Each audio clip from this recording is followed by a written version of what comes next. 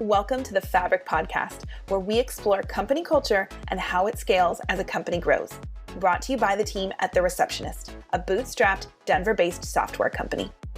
Each episode of Fabric will set out to uncover unique and uncommon answers to the question, how do companies of any size create a culture and core values that employees actually live out? On this episode of the Fabric Podcast, we're joined by our president, CEO, and founder, Andy Alsop. We start by taking a trip down memory lane back to 2017 when we put in the work necessary to start running The Receptionist as an EOS company beginning in January 2018. That's the Entrepreneurial Operating System, if you're not familiar. That definitely changed the trajectory of the company, and the VTO, the Vision Traction Organizer, is one big part of the EOS and a huge part of how our business was transformed. Andy shares what the VTO is, why it's important, the benefits he's seen, and also talks about the adjustments we had to make in 2020, as well as our VTO for 2021. Enjoy the episode. Well, Andy, we just had you on our last episode. It's great to have you back. How are you? Great to be back again. And for, I think, what's going to be our last episode, right, that we're actually going to record in 2020? Yes, the last episode we're recording on 2020. This is actually the last work day of the year. So before we get into our topic, how are you feeling about this year, closing it out, and then heading into a new one? It's interesting that you say that because, we had that last episode and we had my co-founders, Delanne Berry and Jessica Marshall, in on it. And you asked that question about how we were all feeling. And I said, I'm feeling excited. I'm feeling, good. And then I know Jessica was like, I feel exhausted. And then I can't remember what Delanne said. But if you kind of put that all together, you just realize collectively it's been what a strange year it has been. It's been a year. I am an entrepreneur, and as an entrepreneur, I'm an eternal optimist. And as an eternal optimist, I feel optimistic about what's going to happen in 2021 as opposed to what has happened in 2020. It's going to be a pretty big difference, I think, and I'm excited about it. Yeah, I mean, I think a lot of us hope that it will be a big difference from 2020. But as we talked about on the last episode, there's still so much to be thankful for and grateful for as a company. So I think we're looking forward to 2021 and what's to come. Exactly. And definitely, I think we're all looking forward to a nice break on our last work day of the year. Yep, exactly. I know I am. Yeah. So to give a little context to today's topic, the VTO, in the second half of 2017, you did the work necessary to start running our company as an EOS, which is the Entrepreneurial Operating System company, starting on January 1st, 2018, which is almost 3 years ago now. So tell us a little bit about EOS, what you've learned about it and traction since that time. I can just say that I am so grateful that I ended up deciding to read this book. I'll say I listened to the book because I listened to it as an audiobook per the recommendation of a good friend of mine. And he said, why don't you read EOS? And so I didn't connect with it right away. And I decided on one of my trips back and forth between Santa Fe, where I live, and Denver, where the company is. I decided to listen to it, and I really gravitated to it. And as a result of that, I am really happy that we went through the exercises necessary to set us up so that on January 1st of I think it was probably January 8th, I believe it was, of 2018, we got the whole team together in this really cool conference room near the Broomfield, Colorado airport. It's a small airport with beautiful backdrop of these mountains. And we went through EOS. And since then, as a result of that experience, I can say that our meetings run on time. They start and end on time. We have core values that we live by, and we truly live by them. We have a process, which is what we're here to talk about, which is the Vision Traction Organizer, the VTO, which is one element of EOS, which basically in a 2-page document says what you're going to do, not only in the next year, but the next 3 years and the next 10 years, and all the things you're going to do to get there. And all of that put together, I think has really transformed our business, because prior to January 1st, 2018, things were a little chaotic. Our meetings would run on forever. We wouldn't have an agenda for our meeting. We would go into a meeting that we think is an hour and then end up there for 2 hours. And everybody would be frustrated. And so using that methodology really worked for us as a leadership team, which was just my co-founders who I just mentioned, Jessica and Delenn. So the three of us really helped us organize the business. So it's been something that I think has been really great. And since then, we've only just kind of kept adding to it and making it better and making it better and making it better. So it's really been a transformative process. Really happy with it. That's great. And let's dig into the VTO a little bit more. You touched on it, what it is. It's this document that sort of clarifies where we're going to go in the next year and future years beyond. But tell us a little bit more about why we really focus on the VTO as this mechanism that's going to plan and help us move forward. Well, there are different sections to the VTO. And if you are interested, if you're listening to this, I highly recommend picking up the book called Traction: Getting a Grip on Your Business by Gino Wickman. And it's all about the EOS, or the Entrepreneurial Operating System, which is a mouthful to say. Yes. But in that, it describes exactly what the VTO does. But really, what the VTO did for us is that, as I said, it's a 2-page document. And that comes from the fact that there's an entrepreneur who comes to Gino Wickman's dad and asks him for advice about, a business plan. And he delivers one of these 50-page business plans that weighs 10 pounds. And the Gino's dad, who's a very successful businessman, said, "Can you bring this down to like 10 pages?" And said, "Can you bring it down to 5 pages?" And eventually it gets down to 2 pages.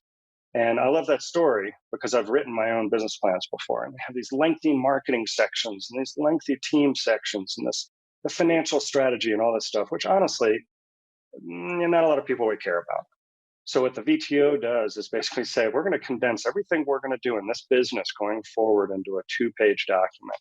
And we're going to break it down into what are our core values and what is our 10-year plan? What is our marketing plan? What's our 3-year plan? What's our 1-year plan? There's different sections to it. And you have to go through the exercise of putting the first one together. And when you have to do the exercise of the first one, it's very difficult because you have to say, well, what really are our core values? You have to do a lot of soul searching and all this stuff. Then you say, what is our marketing plan? And the marketing plan doesn't mean you outline, we're going to use Google AdWords to do this or that. It's really, what's your focus for marketing? And you have to go through all that. Well, once you have it in place, you can then basically recycle it. It becomes a kind of file save as. You make a copy of it from the previous year. And then with your leadership team, you go through and say, what needs to change? Well, do you really need to change your core values? Hopefully, if you got it, you don't. Your belief, you're working. So you're through that section. Your marketing plan. Usually that's saying, for us, it's what's our territory? And we decided we were going to focus only on the United States and Canada because, Central, South America, Central America, that has its own challenges. APAC has its own challenges, and you need to be bigger. So we said, no, we're going to focus. And that's what it gave us. So I was quick to go by that section. We decided not to change what we were doing in that. And so then what happens is, as you go through the process, you start realizing where you need to put your effort. And that's in the 3-year plan, where you want to be in 3 years and where you want to be in a year. And honestly, just going through those 2 major sections it took us as a leadership team a full-on 4-hour meeting. And normally it would be done in person, but of course we did it this year in Zoom. And we had to go through each one of the areas of the 1-year plan and of the 3-year plan to determine where we are going. And we had to figure out what that looks like as we are on whatever stage of the pandemic we're in, which normally you can actually plan and say, okay, well, we can just look at what we did last year and we want to increase our location activation by 30%, or we're going to need this team to do that. It's much easier. This year, it's kind of like, well, what do we do? And so it actually gave us that opportunity to say, how do we actually focus our efforts so that we can actually put the 3 and 1-year plan together? Yeah. I want to backtrack about a year Sure. when none of us knew that 2020 was coming. When we sort of realized 2020 is a year we could not predict, tell us, did you revisit the Vision Traction Organizer? Because we talked in the last episode how our goals and what we were doing, the timeline was very shortened. So Yeah. you've painted a nice picture of what you generally do each year, but take us back. What did you do last year when it just became clear we're not going to have the year we thought we were going to have? Yeah. And as I was talking about March 12th, which was a big day for me, it was the day I flew back from Denver to Santa Fe. And it was clear things were not all the same, and things were starting to kind of come untangled. We met as a leadership team very quickly after that. And one of the first things that came up is, what are we going to do about the VTO? And what we said was, now we have our core values. Are we going to change those? Absolutely not. The core values are what are going to keep us, they're going to help us get through this, whatever this becomes. What are we going to do about our 10-year plan? It's 10 years out. At this point, who cares? We really got to focus on this. What about our 3-year plan? Not quite as important. Let's focus on the 1-year plan. And it's in the 1-year plan where we had put all sorts of goals that were metrics to determine whether we were keeping on track with the VTO. And we looked at that and said, we have no way of predicting what's going to happen as a result of this. I mean, some of us, if you look back in March and April, there was talk of maybe by the end of the summer, this thing will have resolved itself. We were so naive back then. Exactly. And I think we'll look back maybe a year from now and even say we were so naive. Maybe, Yeah. I don't know. And so we ended up looking at all of that and saying, you know what? We actually had a goal that we wanted to get to, and it was a location goal. And for anybody in Denver, they know that it's a near and dear number. And we said, okay, that's where we wanted to get to, and that's when we set the VTO in 2019, at the end of 2019. And we said, you know what? Throw it out the door. We're not going to focus on that, because if we try to focus on that, all we're going to do is stress out everybody and the team, and we're trying to do things, and things that are just completely unpredictable are happening. We had some deals that were closing that ended up being 10 times the size of the deals we thought it was going to be. We had other deals that we thought were going to close that just evaporated. There was no way. So we couldn't. We just decided we are not going against those goals, but everything in the VTO that we can control will work against. Can we control our core values? Yes, we can. Can we control who we're focusing on and what market we're going after? Yeah, we can focus still on the US. So we stayed with those things. And we basically, to be honest with you, just threw all the other stuff out the door and said, let's just focus on what we can do, and let's do the best we can. And let's make sure that the staff is supported and that we have a healthy, happy staff as we get through this. So our focus went from deep execution and goal setting and everything else to really saying, okay, let's just make sure that we're happy and we're doing well, because when we do well, we treat the customers well. When we treat the customers well, the customers treat us well and give us referrals. And that's exactly what's happened. Yeah. And then so as you wrapped up the VTO this year, planning for 2021, which we're optimistic about, but we still don't know what will happen. How did last year and what we learned and how we adjusted, how did that influence the creation of the 1-year and possibly the 3-year focus for the VTO? The 3-year, we kind of looked at it as if 2020 didn't happen. I think a lot of us want to look at it that way. yeah, exactly. We The figured that wash. was easy. Even though we grew the company by 25%, yeah, we just said it's a wash, right? We're just not even going to count what happened in 2020. And then what we said was, let's look at what we can get done maybe by the middle of the year, the end of the second quarter, and let's just focus on that. And not really necessarily setting goals or anything else, but just saying, okay, let's just focus on what's going to happen on those first 6 months. And it's my belief, and that not necessarily we'll know what's going to happen, but it's my belief that we'll know a lot more by the middle of the second quarter. And then we can start seeing, the vaccine's being distributed as we speak. And it seems to be distributed much more quickly than I had ever even expected in some of the states. Of course, it's going to the frontline workers, as it absolutely should. But that's a little indication. That's even more of an indication than where we were a month ago, where people are talking about the vaccine, but people weren't really believing it. So now we know a little more. So now, fast forward, we're kind of at the middle of December. Take us to the middle of May. I think 6 months from now, we're going to know a lot more than we know then. And we're going to know a lot more then than we know now. And then by the time we get to that point, I think we will potentially have an opportunity to say, okay, we're starting to be able to predict what might happen going forward, or we might not. And then we'll sit back and say, okay, we're going to do this for another 6 months. So, but the VTO has allowed us to do that because we said we know we are going to focus on the things we can control. And we have some pretty big news that we can't share right now, but I'm looking forward to it in a future podcast when we actually Okay. talk about what we're We going keep to do. teasing people. I know, and we're going to keep teasing people. I'm hoping that'll keep coming back and say, Yeah. oh, when am I going to, is that when I'm going to hear about this? But it's going to be really exciting what we're working on. And so we're going to know a lot more about that project as well.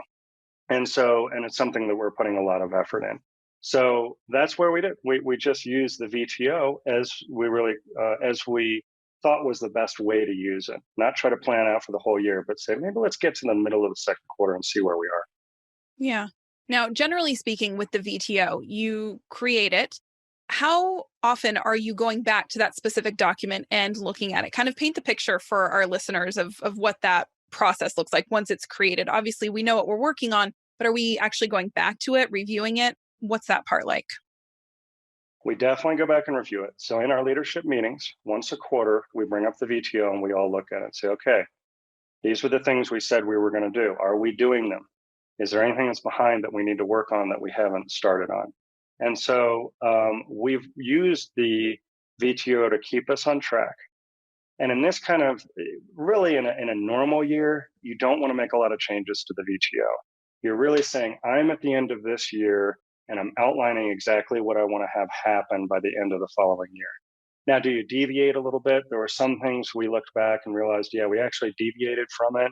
We didn't make a conscious effort to say we're going to go back and change the VTO, but we made a conscious effort saying this is a little bit off from the VTO, but we're going to go ahead and we know now more than we knew then when we actually put it together.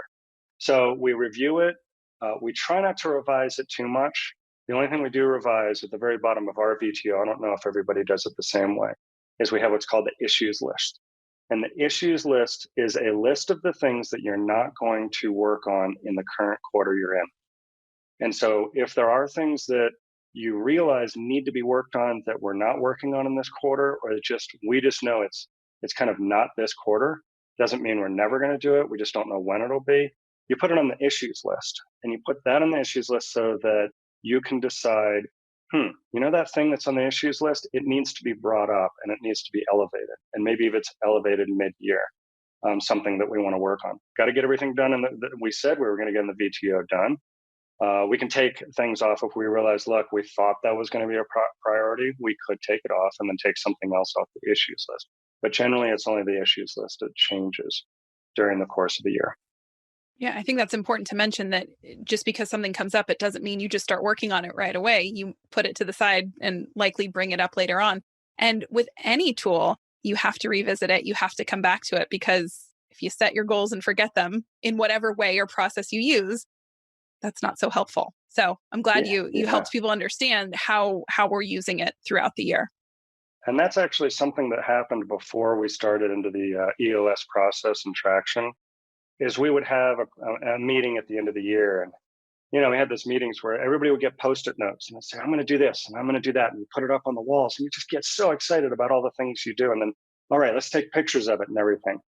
Well, that picture ends up sitting on some camera somewhere. And then, you've done that right at the end of December and you're all excited and you go on your break and you come back.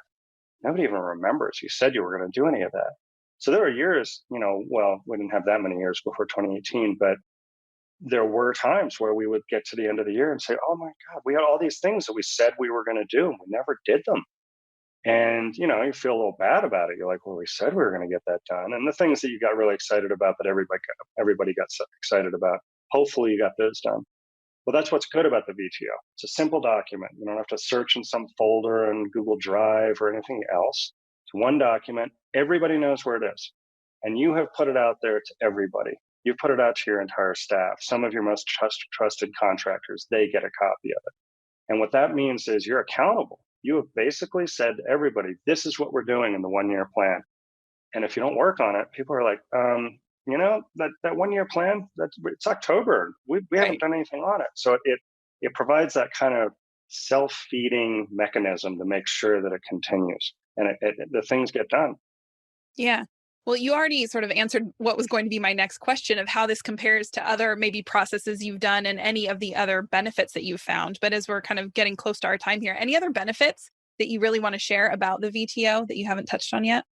I would only say the other benefit is I've tried a lot of different systems. I've had advisors come in, and I have not had one of those things actually succeed. It always felt like chaos. And startups can be like chaos. I wonder sometimes if we're really a startup, we're getting to be a more mature company. But even when Yeah. it's helped us to become a more mature company. So for me, if an entrepreneur came to me and said, "What's a good system that'll keep us on track?" I definitely never now recommend anything else. But I only half-heartedly recommended anything else I knew before I actually got to working with the traction system. And it's also a system that when you go around, people don't advertise that they're traction companies, and we probably advertise it more than anybody else. But you'll find if you're in circles where you're talking to other entrepreneurs who have run companies and they're starting to scale, you'll mention traction. They'll say, "Oh yeah, you know what? We're a traction company as well." And then as soon as you say that, just like they talk about in the entrepreneurial operating system, you're speaking the same language. I've had conversations where I'm having a coffee with somebody who's running a company. I'm like, "We're a traction company." They say, "So are we." And like, "Well, what did you do in the VTO? And what did you do about this? And how are your core values and all that stuff?" And so it becomes a language that you can speak because it has a lot of value and penetration in the entrepreneurial community. Yeah. Well, you've already shared so much, but are there any final thoughts on the VTO that you want to impart our listeners with today, or any tips for those who are have their interest piqued and want to give it a try? I would say just do it. I think that's what we had to do. The VTO is not an easy process, but I don't want to scare anybody away either, because every minute that you invest in developing your VTO and following the traction process is going to make your business that much easier to run. Everybody is going to feel like they're on the same page. We have employees that constantly say, I know exactly what we're doing here. And if I can't remember what we're doing, I can go pull up the VTO. And so you can really get everybody on the same page. And being on the same page in a business, particularly in a startup, in those early days is so important, because that's where things break down and people begin to become frustrated because, like, I don't know what this company is doing or where it's going. If they know where it's going, they can go. I can say, "I am on board with this, and I am going to make sure I help move the ship forward." Well, thanks, Andy. That's been a lot of great information on how we run things, why we do it. And I bet a lot of people are going to be doing some Googling or some Amazon searching for the book by Gino Wickman. So thank you so much, Andy. You're welcome. Good to see you, Sarah. Well, we're optimistic about 2021 and look forward to seeing where this year goes. If you'd like to learn more about The Receptionist and try a 2-week free trial, no credit card required, please visit us at thereceptionist.com.